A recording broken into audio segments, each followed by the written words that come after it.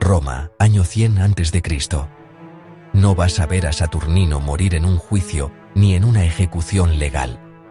Vas a verlo morir apedreado, con tejas arrancadas del tejado, mientras sus enemigos gritan que están salvando la República. Y lo inquietante es esto: Saturnino no empieza como un simple criminal, ni como un loco sediento de sangre. Empieza como un político que entiende algo que el Senado ha dejado pudrirse durante años: veteranos sin tierra, plebe cansada, tensión social, y una ciudad donde la calle pesa casi tanto como la ley. Esta es la historia de Lucio Apuleyo Saturnino, el tribuno que intentó forzar a Roma, y que terminó demostrando que la política romana podía resolverse a golpes. Para entender a Saturnino, hay que mirar el clima de la época. Roma viene de años duros, guerras continuas, reclutamientos, desigualdad y un conflicto cada vez más visible entre los optimates, que defienden el control del Senado, y los populares, que buscan imponer decisiones apoyándose en la Asamblea del Pueblo. En medio de ese torbellino aparece una figura gigantesca: Cayo Mario. Mario es el gran general victorioso, el hombre que ha salvado a Roma en el campo de batalla y que acumula un prestigio inmenso, pero ese prestigio tiene una cara práctica. Mario necesita que sus veteranos reciban recompensas reales, porque un veterano que vuelve a casa sin tierras, sin trabajo y sin futuro, no es un aliado agradecido, es un foco de resentimiento. Y ahí es donde Saturnino entra en escena, con una ambición afilada y un instinto perfecto para detectar dónde duele Roma. Saturnino entiende pronto que en Roma el poder no se decide solo en el Senado. Se decide en la plaza, en los comicios, en el ruido de la multitud y sobre todo en aquello que mantiene a la ciudad respirando: el grano. Por eso, cuando Saturnino asciende políticamente y se mueve en el terreno del abastecimiento y el orden urbano, lo que aprende no es teoría, sino palancas.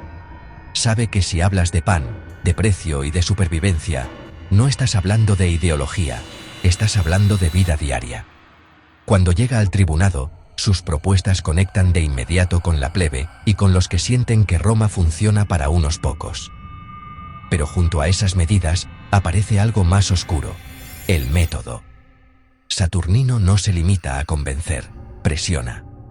No se limita a votar, fuerza.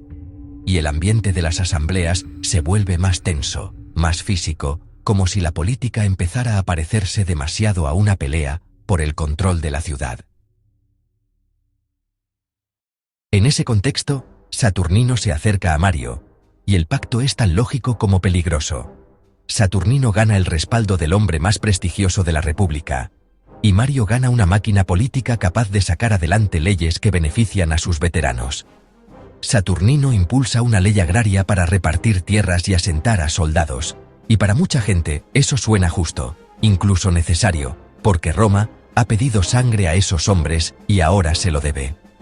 Pero para una parte del Senado, la lectura es distinta.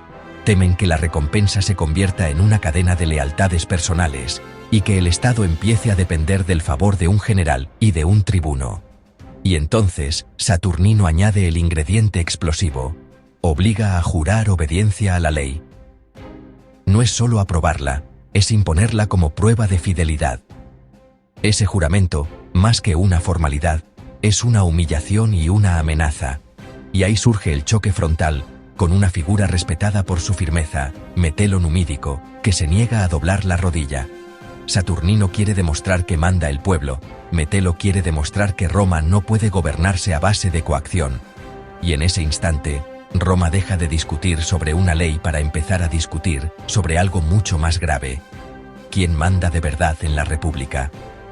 Y aquí viene la frase que marca el suspense, porque desde ese momento, Saturnino ya no está jugando solo contra el Senado. Está tensando una cuerda que también pasa por su propio aliado, porque si el conflicto sube un peldaño más, Mario tendrá que elegir, y esa elección puede destruirlo todo. La crisis se acelera cuando Saturnino y su círculo político empujan la situación al límite. En torno a él se mueve un aliado aún más inquietante: Cayo Servilio Glaucia, un ambicioso dispuesto a cruzar líneas. El clima electoral se envenena y las calles se vuelven un campo de presiones, gritos y amenazas. Entonces, ocurre el hecho que cambia el tono de la historia. Un rival destacado, Cayo Memio, es asesinado en medio de la tensión electoral. A partir de ese instante, ya no se trata de política dura. Es violencia abierta dentro de la vida pública. La ciudad se vuelca, el Senado reacciona, y se recurre a un instrumento extremo, el Senatus Consultum Ultimum, el llamado Decreto Final, una especie de mandato de emergencia para que los magistrados hagan lo necesario para salvar el Estado. Y aquí llega el giro dramático. Quien recibe la orden, quien tiene que actuar, es Mario. Mario, el gran general, el aliado de Saturnino, el hombre que ha caminado con él, ahora se encuentra atrapado. Si se niega a obedecer, queda señalado como cómplice de una amenaza contra la República. Si obedece, rompe su propio bloque político y se convierte en el verdugo de su aliado. Mario decide obedecer, y en ese momento Saturnino comprende que la cuerda se ha roto.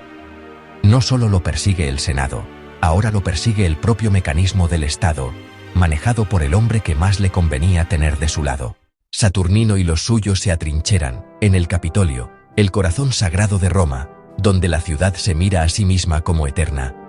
Allí, la política se convierte en asedio, les cercan, les cortan el agua, les aprietan hasta que ceden.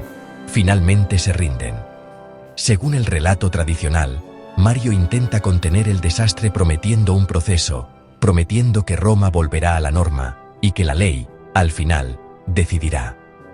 Los apresan y los encierran en un edificio público, en la Curia Hostilia, el lugar mismo donde la autoridad senatorial se representa.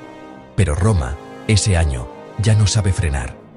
Un grupo de enemigos políticos, encendidos por el miedo y por el odio, sube al tejado. Arrancan tejas y empiezan a lanzarlas. Saturnino muere apedreado. Glaucia intenta escapar, lo alcanzan y también muere. Y la República por un instante se queda con una quietud rara, como si supiera que ha cruzado un umbral del que ya no vuelve. Saturnino pierde, pero su legado es más inquietante que una simple derrota. Deja una lección envenenada.